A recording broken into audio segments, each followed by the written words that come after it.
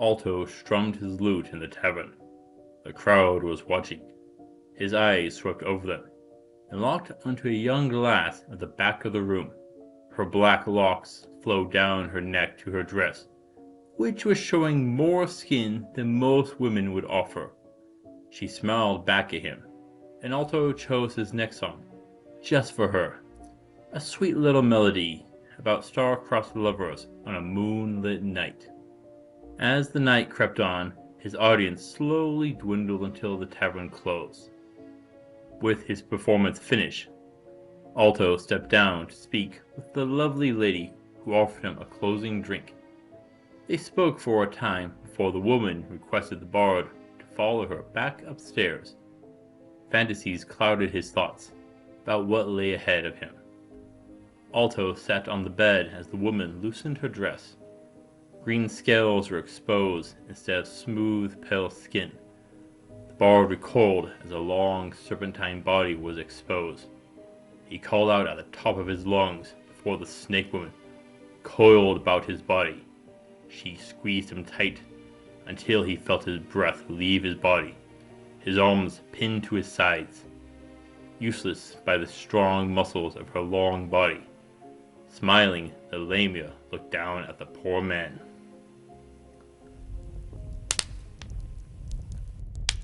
Welcome back to Mythical Phylogeny Adventures. I'm your guide, Jason. Today we turn to the snake woman of Greek mythology, known as the Lamia. Let's take a look at her vicious life and the behaviors of this sinister beast.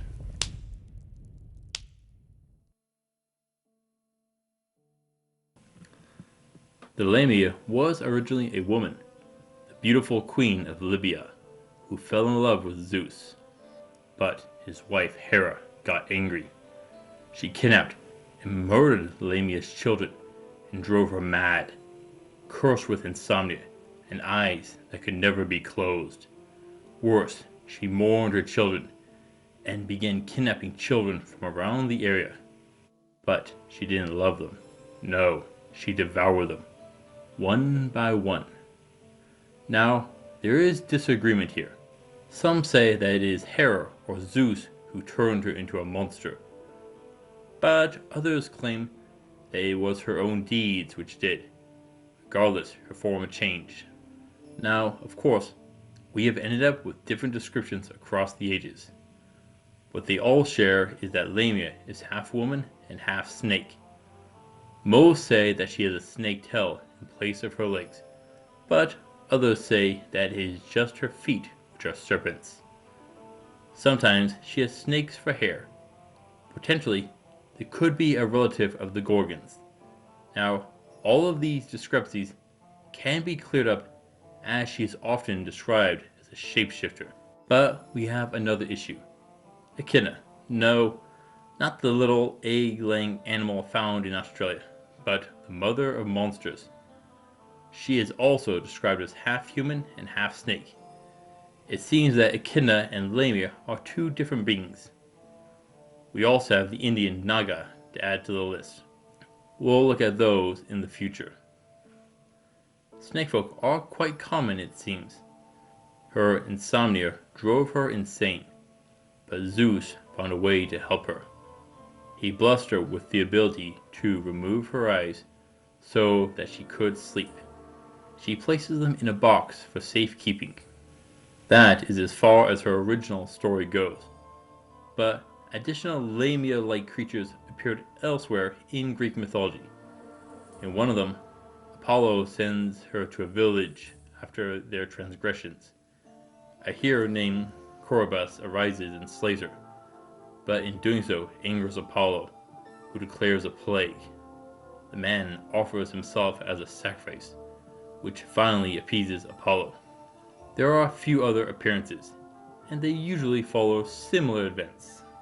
Honestly, when it comes to Greek mythology, they usually fall into one of two problems. 1. Zeus, Poseidon, or Aphrodite can't keep it in their pants. Or Athena, Hera, and Apollo have massive egos. That covers roughly 90% of all Greek stories. Now, Lamia-like creatures continue to appear after Lamia herself was slain. Yet that brings us to the fact that as time passed, she also began to be known as a seductress and a demon of dreams. A connection to the succubus, perhaps? Now, the shape-shifting could be magic, or simply contorting her long serpentine body to give a humanoid shape. I couldn't find a good measurement on her size, but we can estimate it. An anaconda can have a diameter of about 12 inches and be up to about 30 feet. Now, the average US woman has a waist of 38.7 inches or 98.4 centimeters, but that is in circumference. When you convert it to diameter, you end up with a diameter of a woman of about 12 inches, or about the same as anaconda. Assuming the same proportions, we can guess that the Lamia's body could be similar to an anaconda. Now, we could still have a longer body design without difficulty here, but we can't just attach human arms to a snake's skeleton. You see, snakes don't have a sternum. This allows them incredible flexibility along their whole body, but to use arms, you need a place for their muscles to attach. The back muscles are fine, but things like the pecs will need an attachment, so we'll need to add a sternum like a human has. So we can copy the human torso onto the snake's skeleton, then add in the correct muscles. After that, we have the hips. Is it needed? The latissimus dorsi muscle extends from your arms and connects to the top of the pelvis, but they also connect to the spine. Potentially, you could make the Lamia work without having a hip bone. Overall, this would be fairly simple. But we aren't done. You see, due to the long, slender shape of the snake, their internal organs have been rearranged and stretched out and doesn't match a human's. We could keep the human lungs and four-chambered heart in the torso for breathing, and then copy a version of the snake's digestive tract that runs along the remainder of the body. Snakes are known to either be constricting or venomous. It looks like she is a constrictor due to the lack of fangs or mention of poison in her stories. That'll make her stronger in her coils, but not as fast.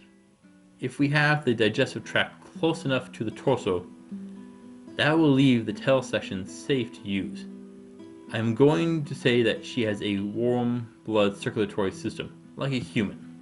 Some of the differences in the Lamia's appearances can come from her seductress act, her new children with men she has taken. These ones could have a slightly different appearance from mixing the human father's genetic material. But would they be born in an egg? Maybe, depending on if we copy a snake or a human's reproductive organs. Either option could work, but since Lamia is said to have a woman's torso, we can assume that she'll breastfeed her offspring. We know of at least one daughter, the sea monster known as Scylla, that we covered a few months ago. Now, what about having Lamia open her mouth like a snake, swallowing the baby she kidnaps whole? There are two problems. One, the human esophagus needs to pass through the diaphragm, which has a small opening. Now, snakes don't have a diaphragm and rely on muscles in the ribs to breathe. If we keep a human torso and lungs, we will need it. Second would be that the human jaws do not dislocate, and snakes have additional bones there. So no, I don't think she'll be able to swallow them whole, but instead we'll need to cut them up to eat them. There are still her removable eyes. The eyes have multiple small muscles and the important optic nerve. To remove the eyes and reinsert them, we'll need a way for the cells to separate and reattach using a hormonal signal.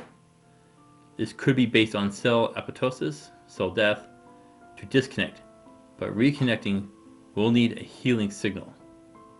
Finally, she is described as having a horrible smell about her. What, does she have poor hygiene? Maybe, but there is another option. Lamia was said to be able to see the future, among other acts of witchcraft. In many legends, heavy incense is used. Sometimes other substances, such as sulfur, is used at times. So the smell could come from that.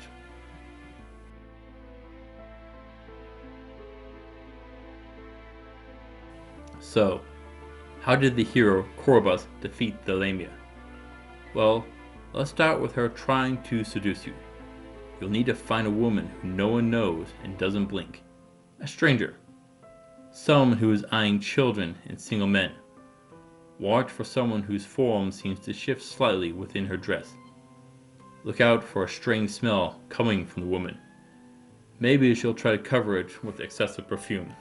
Don't go with a woman you don't know alone. Not until you've gotten to know her. Lamia will need to isolate you before she strikes. She'll need to uncoil her body to strike. That will give you a slight opening. If you are ambushing, you'll need to wait for her to remove her eyes and go to sleep.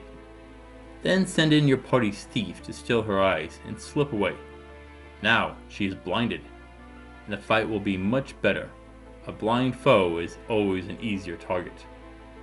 Another option is using a fake infant as bait to draw her in. Her scales can be pierced by a sword, spear, or arrow. Just about any well-trained weapon can hurt her. You'll want to aim for her torso, which has most of her important organs. You'll need to get between the ribs or at her throat, similar as you would for a human. But the challenge will come from her tail.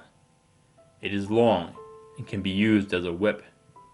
That gives her plenty of striking range that you'll need to weave between to close the distance. You'll need to be quick with good reflexes. She can crush you if she coils her tail about you. Chainmail and gamson will be useless, but strong plate can hold it back. Be sure to keep your arms away from your sides. This will keep them from being bound to you, and you can reach about.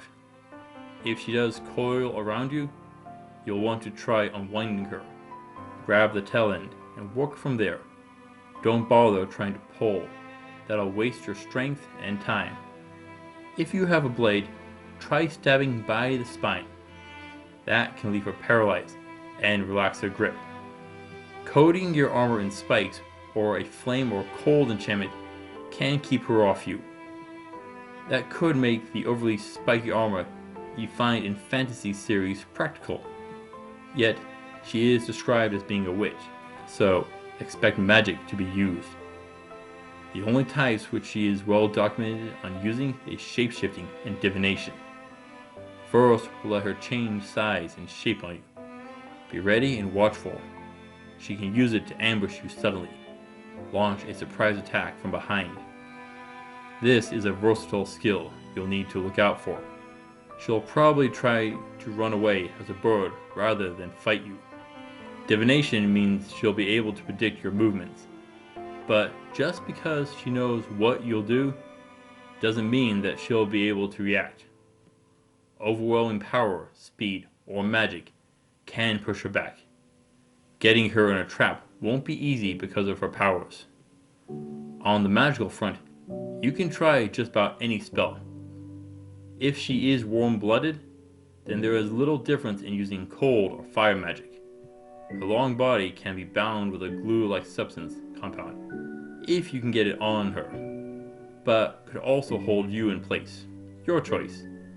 A good ice spell could freeze her in place too.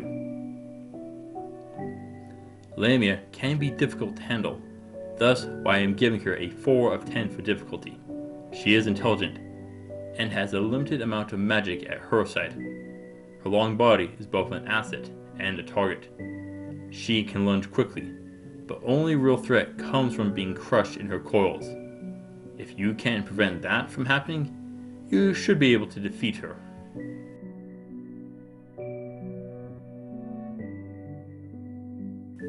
From her remains, you can get leather which can be used to make clothing or armor. The meat is edible, but morals do come up. You can carve the bones into tools, but softer than metal. Her blood, bones, and entrails can be used in divination spells. always useful. She may also have some incense on her that could be useful as well. Again, usable in divination. If you stole her eyes, now you have a bargaining chip. Make a deal. She'll tell you the future, and she gets your eyes again. Sounds like a plan.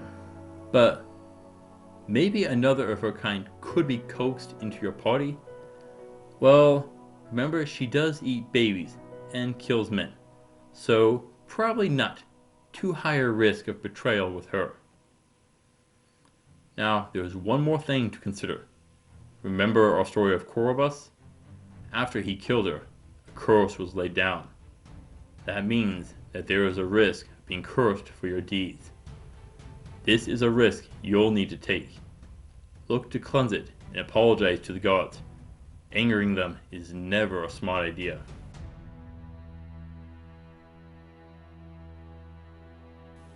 The Lamia tightened her grip on the bard. His lungs burned and his vision darkened. He couldn't move or fight back. Under such a condition, he couldn't even utter a note. Nothing he could do would save him. Someone thumped on the door. If only he could answer them. But he couldn't move his fingers.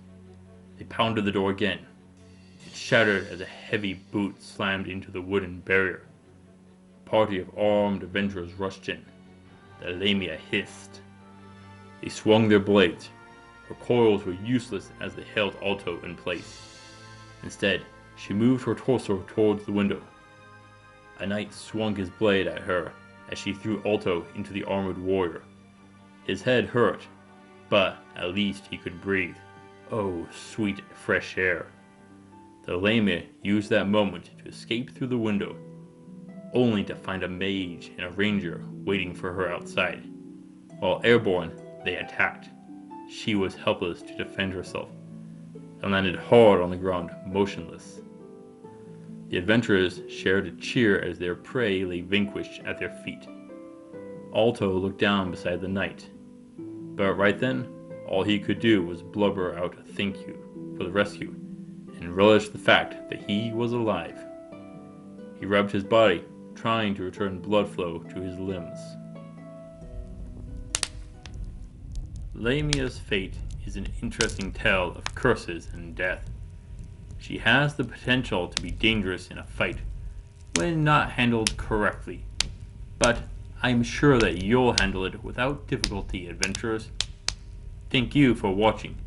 Please return next week, where we'll look at the World Serpent, your Mingmonger. Until then, I'll see you on the roads.